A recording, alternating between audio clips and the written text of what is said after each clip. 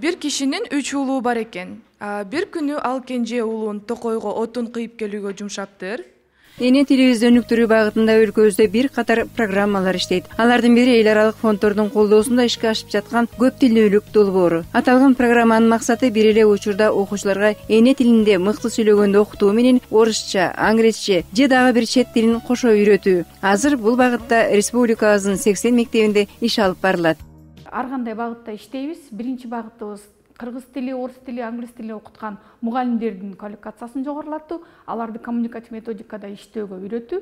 Экинчи багытыбыз тил эмес предметтерди окуткан мугалимдер менен иштөө.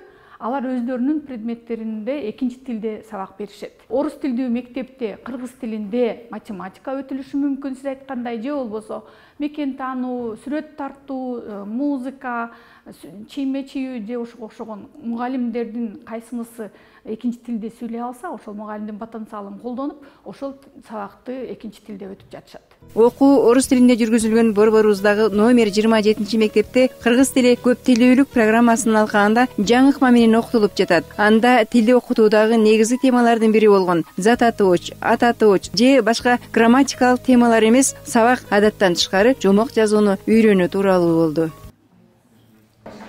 Кандай болот? Кар ханышасы. Көргөнсүңөрбү? Ушул мультфильмди? Жакшы, Муздору. Шрек деген мультфильм экен, Силер көргөн сюжеттер боюнча бул эмне деп ойлойсуңар? Жомок. Бүгүн биз силер менен эмне тууралуу кеп кылат экенбиз деген ойго келдиңер. Жомок жөнүндө. Коммуникатив методика менен окутууга үйрөтүлгөн мугалимдердин алгачкы иликтери бизди кубандырып жатат. Чындап эле тил окутууга көбүрөөк басым салганыбыздын бирден бир себеби кыргыз тилин мурда окуткан учурда тилди илим катары окутушуп, анан тилдин өзгөчөлүктөрүн, эрежелерин, тилдин грамматикалык категорияларын үйрөтүп жаттатууга басым салынгандыктан балдарыбыз кыргыз тилинин грамматикасын билгени менен кыргызча сүйлөп баарлашууга чыга албай келишкен. Ал эми коммуникатив методиканы өздөштүргөн мугалимдердин сабактарынын артыкчылыктары алар тилди баарлашуунун куралы катары окутушат. Сабакта үйрөнгөн нерсесинин баардыгын бала сабакта сырткары колдонуп кете алгыдай кылып үйрөтүшөт.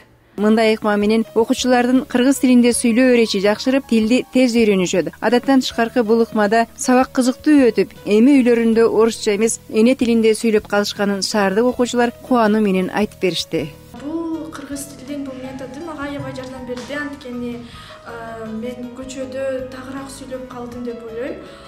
Үй бүлөм менен да бош жай сүйлөп калдым кыргыз тилинде. Үй бүлөбүз менен эркин сүйлөшүп, досторубуз менен көбүнчө кыргызча сүйлөшүп калдык. Азыр орус тили бизде азайды, биздин күнүмдүк жашообузда. Мурда орусча сүйлөшчү?